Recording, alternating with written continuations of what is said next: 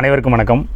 கடந்த 2 நாட்களாகவே நம்ம சேனலில் மழை சம்பந்தமான அப்டேட், அதே நேரத்தில் முக்கிய செய்திகளையும் பார்த்துட்டு வரோம். இன்றைக்கி நவம்பர் மாதம் 25ஆம் தேதி செவ்வாய்க்கிழமை.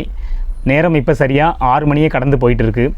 மழை சம்பந்தமான அப்டேட் என்ன அப்படின்னா, தென்மேற்கு வங்கக்கடலில் நிலவுன குறைந்த காற்றழுத்த தாழ்வு நிலை அப்படியே அது இலங்கையை நோக்கி நகர்ந்துட்டதுனால தென் மாவட்டத்தில் மழை குறைஞ்சிருக்கு. இன்றைக்கி ஃபுல்லாகவே வறண்ட வானிலை தான் திருநெல்வேலி, தூத்துக்குடி, தென்காசி மாவட்டங்களில் நிலவிருக்கு.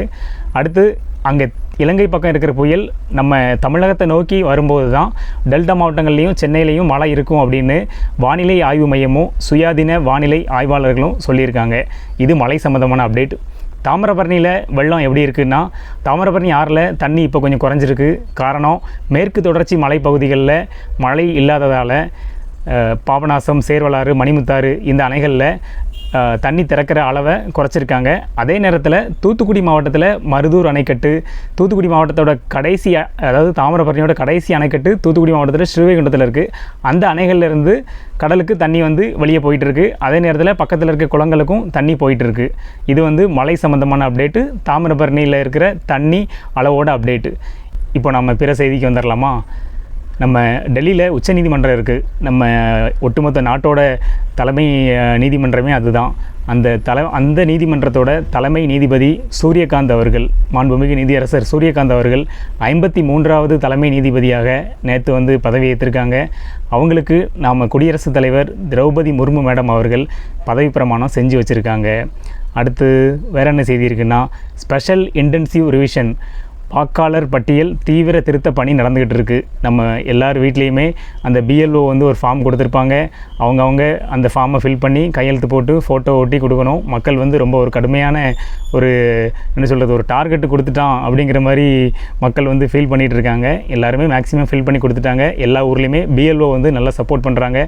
அதே நேரத்தில் எல்லா அரசியல் கட்சிகளுமே இதில் ரொம்ப தீவிரமாக நல்ல ஒரு மக்களுக்கு ஹெல்ப் பண்ணிகிட்டு இருக்காங்க.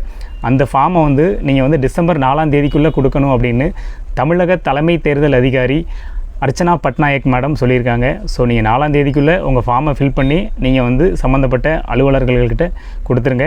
அப்போது தான் டிசம்பர் 9ஆம் தேதி ஒரு வரைவு வாக்காளர் பட்டியல் வெளியிடப்படும். அதில் உங்கள் பேர் வரும். அதுக்கப்புறம் 18 வயசு கம்ப்ளீட் ஆனவங்கள்லாம் இப்போ ஃபார்ம் கொடுத்துட்ருக்காங்க. அவங்களுக்கு 9ஆம் தேதிக்கு அப்புறம் அந்த வாக்காளர் பட்டியலில் அவங்க பேரை சேர்க்கறதுக்கு நாங்கள் நடவடிக்கை எடுக்கிறோம் அப்படின்னு தமிழக தலைமை தேர்தல் அதிகாரி அர்ச்சனா பட்நாயக் மேடம் சொல்லியிருக்காங்க. இன்னொரு துயரமான சம்பவம் என்ன அப்படின்னா, நேற்று தென்காசி மாவட்டத்தில் ஒரு பேருந்து விபத்து. தென்காசியிலேருந்து சங்கரங்கோயிலுக்கு போன பேருந்து, அங்கேருந்து எதிர்த்தால் வந்த தனியார் பேருந்து, ரெண்டுமே நேருக்கு நேர் மோதி கிட்டத்தட்ட 7 பேர் சம்பவ இடத்துலையே பலியாகியிருக்காங்க. அது ஒரு வேதனையான விஷயம். படுகாயம் அடைஞ்ச அந்த பயணிகள் எல்லாருமே திருநெல்வேலி அரசு மருத்துவக் கல்லூரி மருத்துவமனையில் சிகிச்சையில் இருக்காங்க. அந்த மருத்துவமனையோட டீன் ரேவதி மேடம் என்ன சொல்லியிருக்காங்கன்னா, அவங்க எல்லாத்தையுமே நாங்கள் தீவிர சிகிச்சை பிரிவில் அனுமதித்து அவங்களுக்கு தீவிரமாக சிகிச்சை கொடுத்துட்ருக்கோம். நம்மளுடைய மருத்துவர்கள், செவிலியர்கள் அவங்கள தீவிர கண்காணிப்பில் வச்சுருக்காங்க. எல்லாத்தையுமே நாங்கள் குணப்படுத்தி அனுப்புகிறோம். அதில் ஒரு சிலர் ரொம்ப அபாய கட்டத்தில் இருக்காங்க. அவங்களையும் நாங்கள் குணப்படுத்தி ரெக்கவரி பண்ணிடுவோம் அப்படின்னு டீன் மேடம் சொல்லியிருக்காங்க. வாகனத்தை இயக்கிற ஒவ்வொருத்தருமே ரொம்ப கவனமாக வாகனத்தை இயக்கணும். அப்போ தான் இது போன்ற விபத்துகளை தவிர்க்க முடியும். மீண்டும் நாளைக்கு வேறு ஒரு காணொலியோட முக்கியமான தகவல்களோட, மழை சம்பந்தமான அப்டேட்டோட, முக்கிய செய்திகளோட உங்களை சந்திக்கிறேன். நன்றி, வணக்கம். நான் கோமதி நாயகம் விசு. தேங்க்யூ.